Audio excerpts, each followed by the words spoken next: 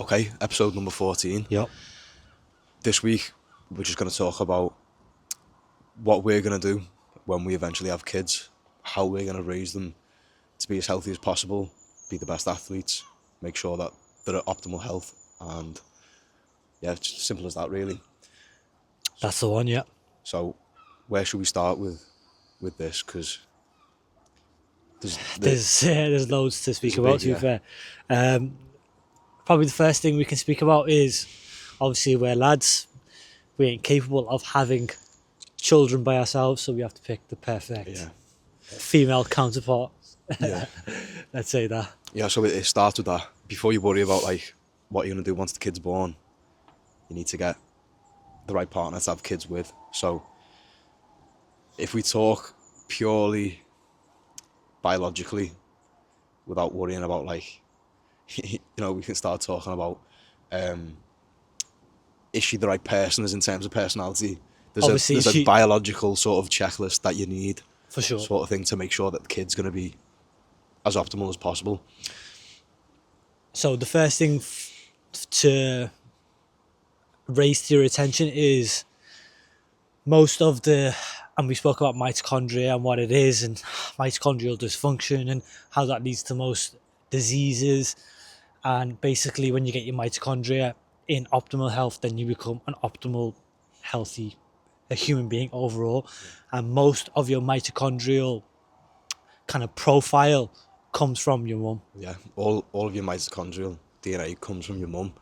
So if you're going to have kids, that means your kids are going to have her mitochondria, not yours. So you got to choose the best female, who's got good quality mitochondria.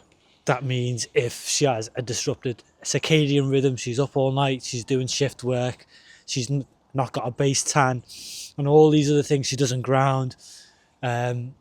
She's been vaping since she was like 16.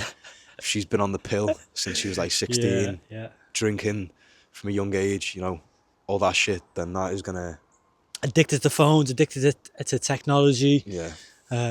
All these things have an effect on your mitochondrial health, and that is going to have an effect on your child's health overall. So that's probably the first thing to speak about. You need to find a good woman who's got a good quality mitochondria. If you're going to have kids, if you want to have the healthiest kids, then that, unfortunately, is part of what's the word? It's just part of the process. It's a must. I'm sorry, ladies, we didn't make the rules. It's just the way nature is. We don't make them. We don't make the rules. We're just reporting them.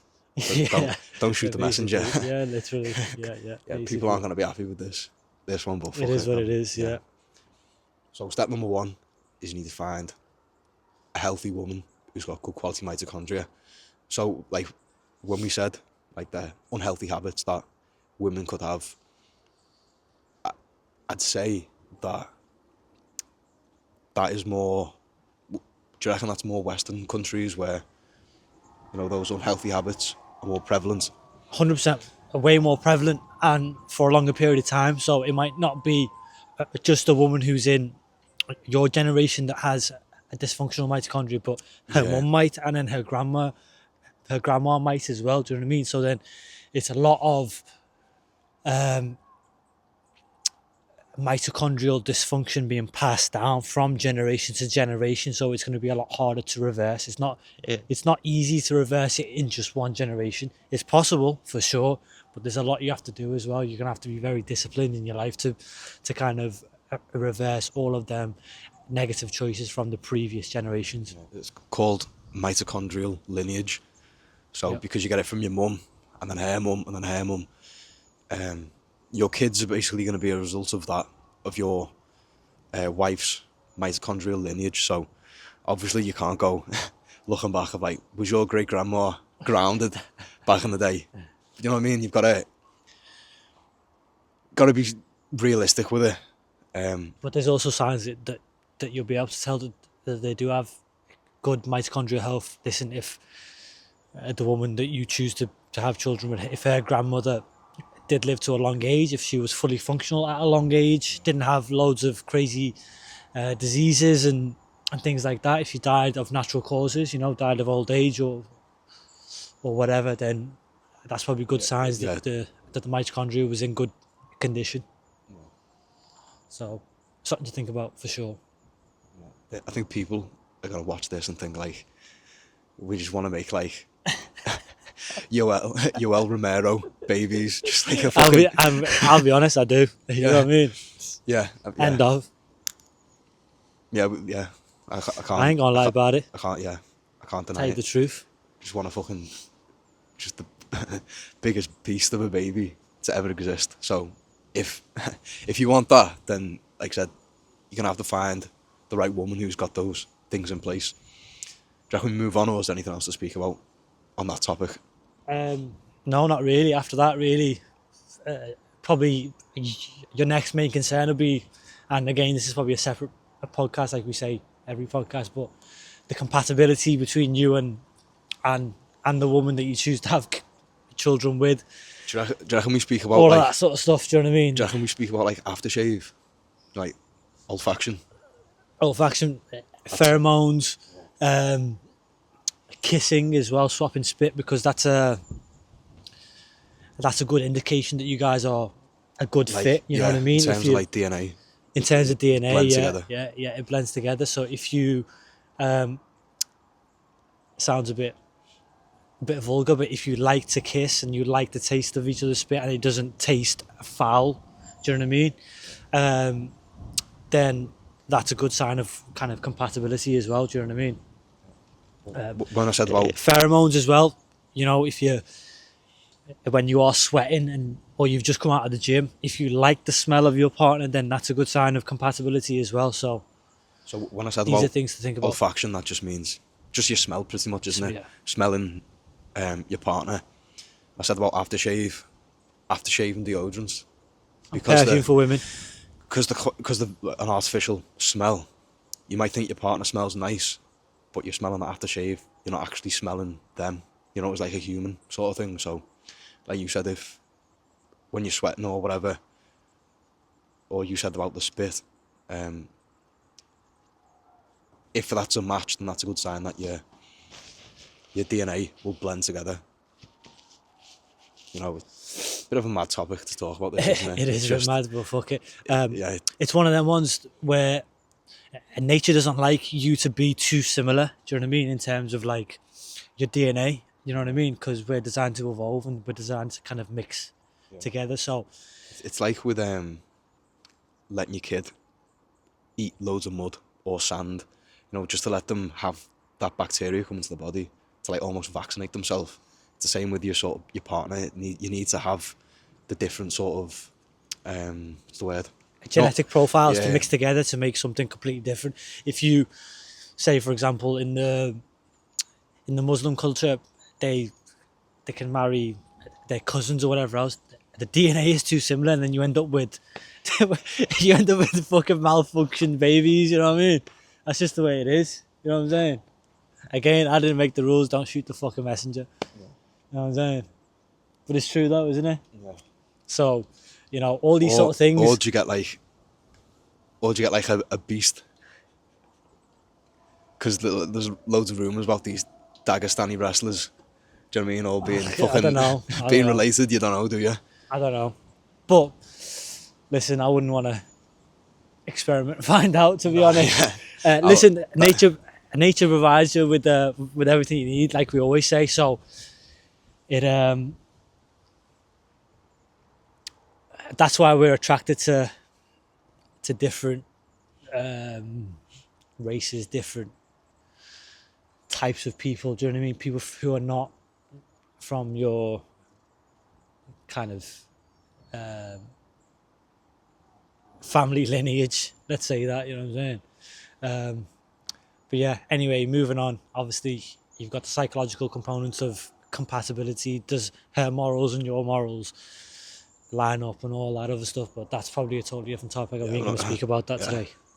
So, should we move on to when you actually have the kid? Yeah. Day one of life. Should get to that point. Not even that. Before that. So, obviously, you impregnate a woman, or the woman is impregnated, then she's got herself to look after and her health, but also the baby's health. So then it's about her diet, what she eats, exposing her her stomach to sunlight. Again, sticking to nature's principles that we've laid out in the previous podcast, which is basically looking after your mitochondrial health and circadian biology, meaning that you wake up with the sunrise, you get maximum sun exposure, you get, you go outside and expose yourself to the elements as much as you can. You wear little to no clothes as much as you can. You cold expose, you ground, you eat really good quality food, organ meat, everything else, raw milk, and basically give the Go and watch the nutrition episode. You'll get the answers. Yeah. Basically, yeah. So when you do all that sort of stuff, then obviously you, as a mother and the baby, are going to have a lot better conditions for pregnancy and for birthing as well. Because she'll be getting all the nutrients, that she needs. I mean, I remember seeing a few things. I've seen a documentary on it about vegan mothers versus just what would you label the diet that we eat? It's just like a natural sort of like paleo. I suppose that's the label people use, isn't it? Yeah. Just eat like a caveman normal diet. Yeah. Vegan mothers compared to just like caveman diet, their placentas and the umbilical cords are different colours. So like the vegan one is very dull in colour, whereas the caveman diet one is very rich in colour. So that's going to have a massive effect on, the baby as soon as it's born. As it's been growing, for those 9 months, if it's lacked nutrients, then, obviously that isn't a good thing. That's not going to be optimal. There's going to be, a lot of red flags around that in terms of health. Not even just like in and early development life. In the future as well. Through the whole life. It's setting it up for failure pretty much. So you got to get the right nutrients in, of course. And that's the hard part, isn't it? Like, it's a hard part because today's society doesn't make that easy on you. You've got to spend more money or spend more resources looking for good quality food sources. You know what I mean? Or obviously grow your own if you can. But moving on from that, if you do all the right things during pregnancy as well, then you've got the kind of issue with modern day birthing as well. If you go to a hospital and your wife is giving birth on her back, in a hospital bed, surrounded by strangers, with lots of a non-native EMF and blue light everywhere. A lot of radiation and unnatural light. No windows open. Not in the sun or anything. There's loads of issues with that. Exactly. Number one, I think one of the main issues is I don't think women are even meant to give birth on their backs. Again, I'm no expert, but I believe it was some old-fashioned king, like he was a bit of a pervert and he wanted to watch women give birth, so he made them give birth on the backs. I think that's what the history of it is. But women are meant to give birth on all fours because obviously gravity works in your favour and it helps you pull the baby out. When you're giving birth on your back, then you've got to kind of contract a lot more and squeeze the baby out of you, basically. Should we talk about water birth as well? And then there's water birthing as well, which is another topic. Again, I'm no expert, but that is probably the more ideal way of giving birth. Because in nature, mammals will give birth in water, won't they? There's a reason that happens. Talk about the mammalian dive reflex. So the mammalian dive reflex is like a biological mechanism that's built into all mammals for when they give birth. So when you give birth in water, as the baby comes out into the cold water, the reason it doesn't drown is because of the sort of sensory nerves on the face. When they're in cold, they know not to breathe. And as they come out the water and the warm air hits the face, that's when they take the first breath. So because we've got that mechanism built into us, it helps the baby more, taking its first breath. Because what do they do when the baby's born? They like slap it or some shit, don't they, to make it breathe. That's like an unnatural way of, getting the baby to take its first breath, sort of thing. So yeah, what Lewis is basically saying is when when the baby's inside the stomach, it's in water anyway. It's in fluid, so it knows. It gets its oxygen through other sources, which is probably the umbilical cord. When it comes out into water, the natural mammalian dive reflex will stop the baby from breathing until you allow it to come out of the water, and that's when it takes its first breath. So you can kind of control that in a more natural way, which is probably the way nature intended it to be if mammals do it in nature. You know what I mean? The way we give birth in a hospital, again, the first person that your baby is in contact with is some the midwife or the doctor or whatever else. It's not an ideal way of coming into the world. It's a bit of a trauma. Do you know what I mean? And we want to minimise as many traumas as we can for our child, for it to be the healthiest, most optimal version of itself. Back to saying about the water baths and whatever, a good reference for that is one of the Nirvana album covers, Baby in the Swimming Pool, doesn't drown because of that reflex, that mechanism that's built into it. When the cold's on its face, it knows not to breathe. That's why babies don't drown. Basically, because of that. They instinctively know not to breathe when they feel the water and the cold on the face. So, like we said, if you do a water bath, we think that's a more natural or a better alternative. Because as well, if you're in the water, it's more relaxing, I suppose. It's not as strenuous. And I know, like, in a lot of hospitals, women will ask for like a little like pool, won't they? You know, to give birth in. A lot of women find it a lot more comfortable. So that's just our opinion. again, we're no experts. You can look into this stuff for yourself. So that's the birthing process. Yeah. And you want that to be as natural as possible. And then moving on, obviously the child at first is very reliant on the parent for everything that he needs. You want to make sure that your child is getting really good nutrients, i.e. you want it to be breastfed first. I was just going to say that, yeah. Okay. You're very brave in this weather. I know, it's cold. Got you on your side. Yes. So yeah, Breastfed. so breastfed, because obviously it actually develops the jaw and the tongue in certain ways as well, which is going to be important in the future for its health overall, because a mastication, i.e. meaning being able to chew your food and being able to move your tongue in certain ways, is going to allow it to speak properly. It's going to allow it, he or she, whatever child you have, to be able to basically chew its food correctly, and that's going to lead to more optimal health. So But even like the actual bond with the mother, massively that's important. like that's pretty much like the first point of bonding, isn't it? Near enough. I mean, even think like more basically, why does your dog love you so much? Probably because you feed it. If you didn't feed it, it probably wouldn't be that arsed about you. That's like, you know, that's the instinctive sort of like reasons to love someone. You know, did he feed you? I think we skipped a step, bro. As soon as the baby's born as well, skin to skin contact, Yeah.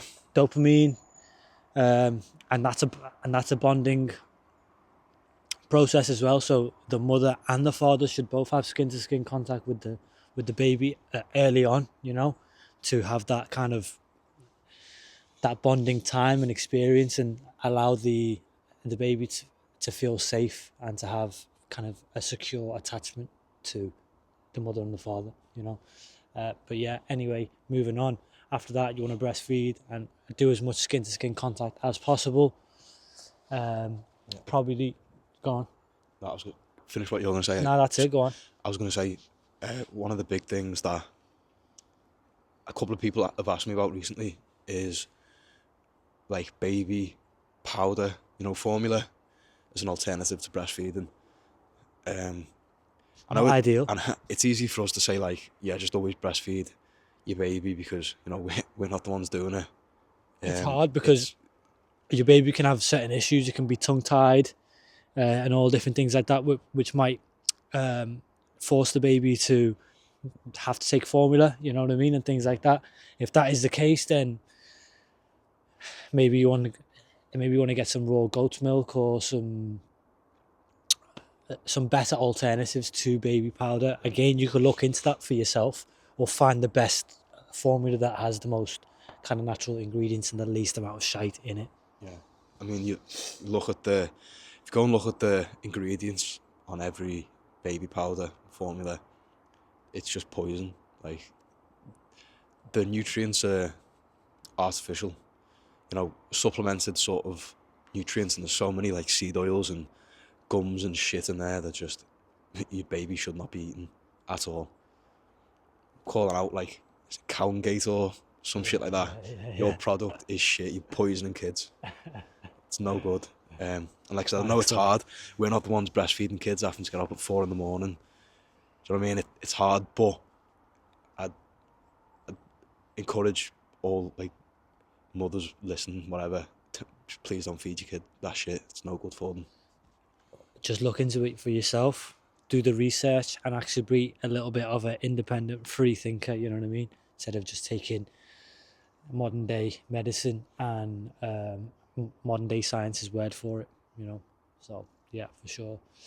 And the next things after that is your baby starts to develop basic movement patterns, control over its head and its neck. So don't again, it's easy to say, but don't coddle your baby too much to the point where it doesn't develop that ability to be able to control its own head, because that's a skill that it needs to take time to develop. And crawling as well is a very important movement for babies to spend time exploring, being on the floor and crawling, and being able to lay on its back and then be able to flip itself over and things like that.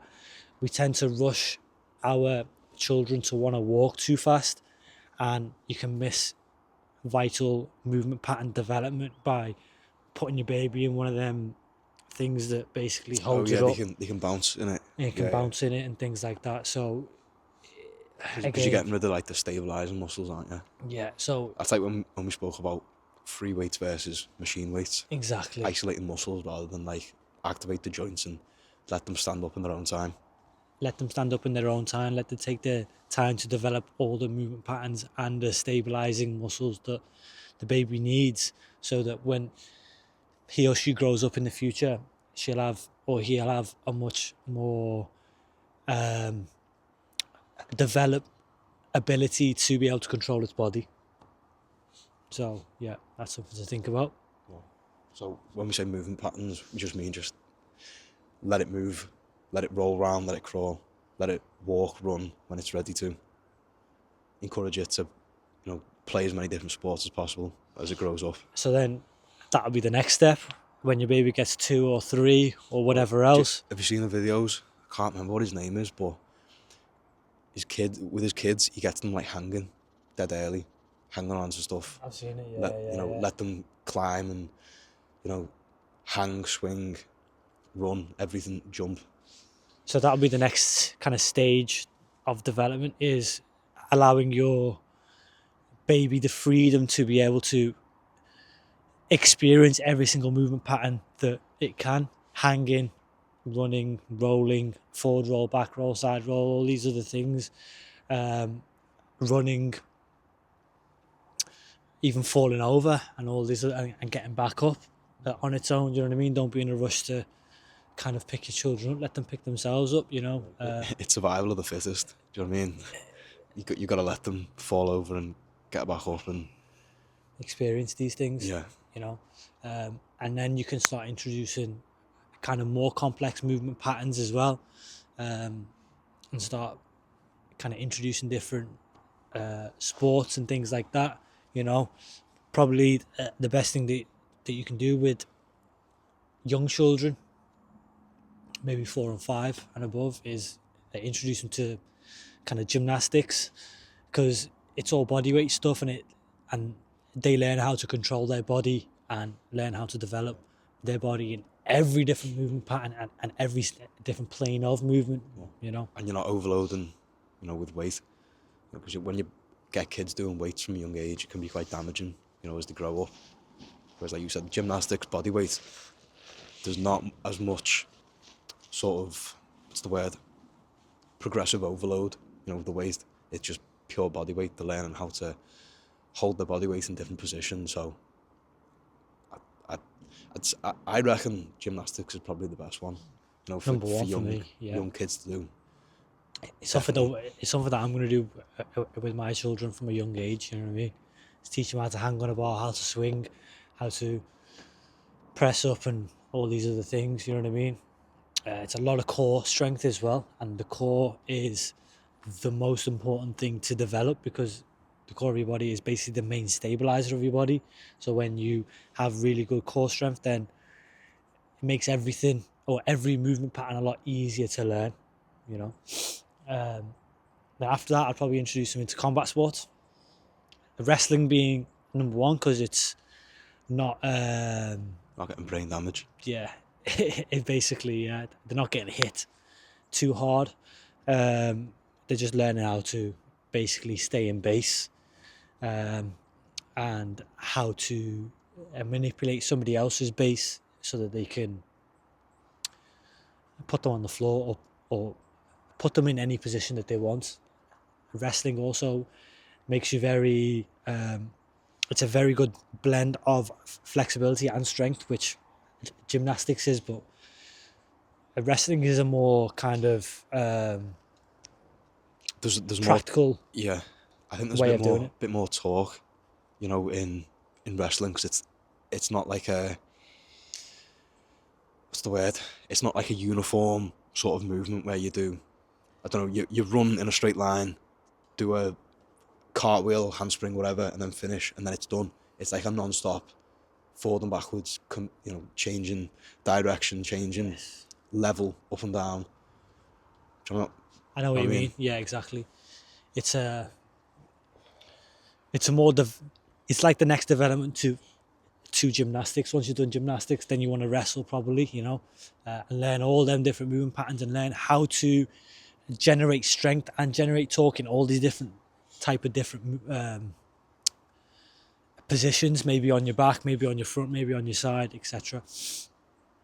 A natural progression after that for me would be probably putting them into a jiu-jitsu and teaching them how to, right now that you are on the floor, how to disable an opponent so that they can't basically punch you and hit you and do things when you're on the floor, again, it's non-contact in terms of they're not getting hit, you know what I mean? So it's not gonna give them CTE or any sort of brain damage at a young age. Brain's developing. Especially as the brain's developing, yeah, exactly. Something that we've missed, bro, and it's massive. From the moment my child is born, obviously we're going to be feeding them really good quality food and getting them out in nature and everything else, but especially for me, or for us, from what we know, no technology, no digital babysitters, no iPads in front of them. I don't want an autistic iPad kid. They're not getting my phone to play with or to even hold because they want to put it in their mouth because that's what babies want to do. Do you know what I mean? Or anything like that. You're basically, and if you know about Jack Cruiser's work and you know about EMF, like we spoke to you about briefly, we'll have to speak to you even more about it in more detail in the future. But you're basically abusing your child by giving them an iPad from a young age, because the brain is not myelinated at that young age, meaning that the brain hasn't developed its natural protective mechanisms against harsh radiation. So because the baby's brain is a lot softer and the skull is a lot thinner, then these harsh radiation wavelengths can penetrate through its skull easier. So exactly you're frying its brain. Exactly. I remember. It fries its brain, and that is very, very bad.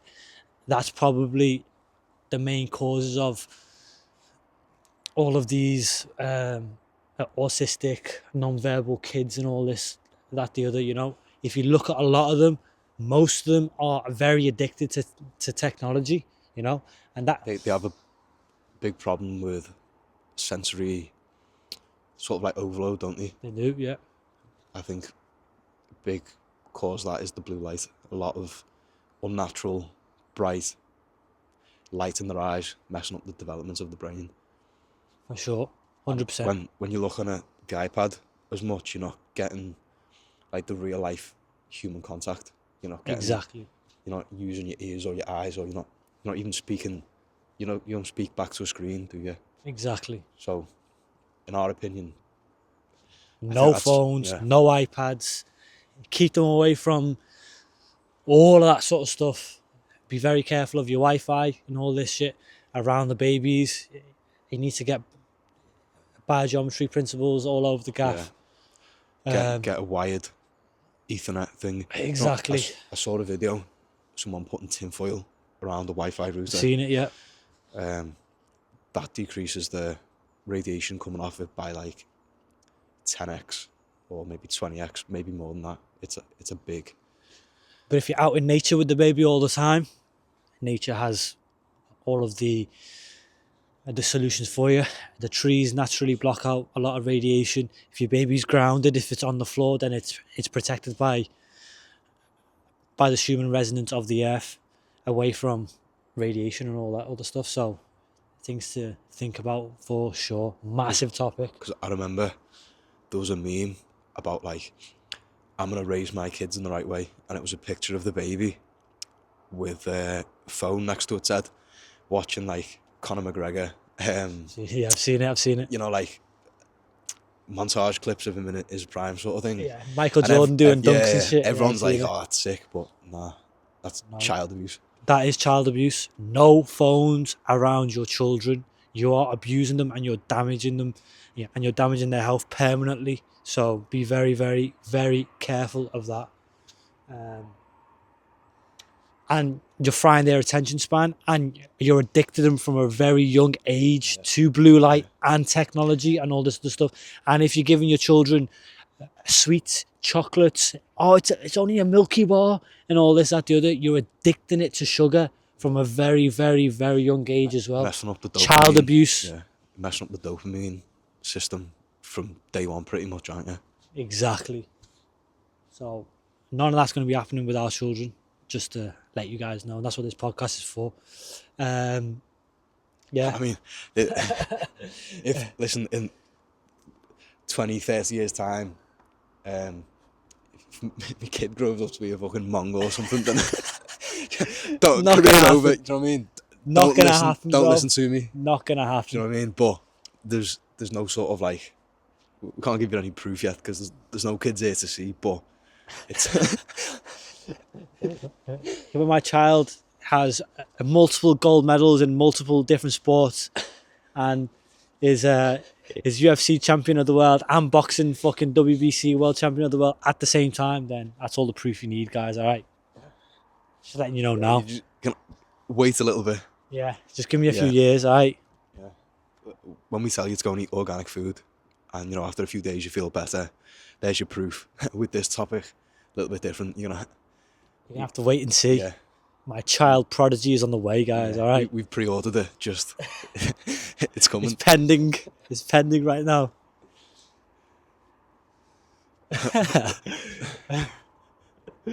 What else should we touch on?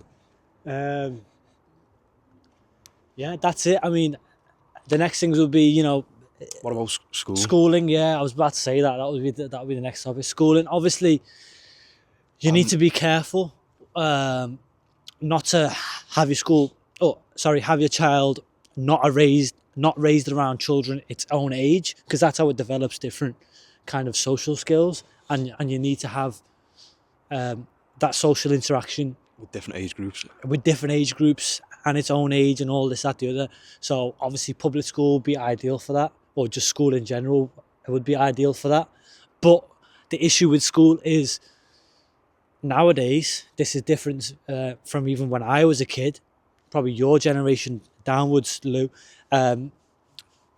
Kids aren't given books anymore, they're given iPads, they're given laptops, they're surrounded by Wi-Fi. There's security cameras everywhere. There's blue light everywhere. The food in the school will be shit. The food in the So they school get- shit. They're fucking not allowed outside during break time because it's raining today. Shit like that. You know what I mean? So all these things are a massive issue. You do have the Steiner schools, the Waldorf schools, that basically teach. They teach outside most of the time. They teach real life topics, so something for you to look into. That's probably what I would do with my children. Do you know what I mean? I'm torn. You know, I'm torn with the idea of, you know, like homeschooling or public school, because Nah. I think homeschooling for me wouldn't be a good alternative. I think I'd rather just send them to a normal school, because for me it's like they've got to see both sides of the coin. They've got to 100%. see the shit. They've got to see the fucking weirdos in the class. Do you know what I mean? Rather than just being around. 100%. So yeah, it's So- a hard one. Personally, for me, I wouldn't homeschool because of that issue and because they're too isolated and they're at home too much and need to be in the real world interacting with other people. That's how they develop, you know. But again, you can send them to school with biogeometry principles and protection, and you can also send them to alternative schools, which is a good option as well. Steiner schools, Waldorf schools, all these other things for you to look into yourself. And yeah, then you'll raise a child that has that kind of mixture of, it knows modern day technology, how to use it, how to interact with people in society, but also you can teach them what you want to teach them at home as well. You know what I mean? So that's how I would do it. So we leave it at that, bro. There's much more. Yeah, we'll leave it at that until the next one, guys, because I think we've given you enough free game for today, and we've touched on loads of different topics. So It's a skeleton to follow, I suppose, isn't it? yeah, it's a rough skeleton. Maybe we can go into it again if people are interested, or in more depth if people are interested. But that's a good brief outline for you guys. And again, most of the time we're not here to spell it all out and get all sciencey and give you every single detail. I just want to give you a rough guideline for you to go and look into yourself. You know what I mean? And that's it. What works best for you? Yeah, exactly. Cool. That'll do us. Yeah. Subscribe, like, follow, All of whatever. that. Press whatever button. If you want to email us, askheartofficial@gmail.com. Yeah, that's it. Leave it at that. See you next week. Peace.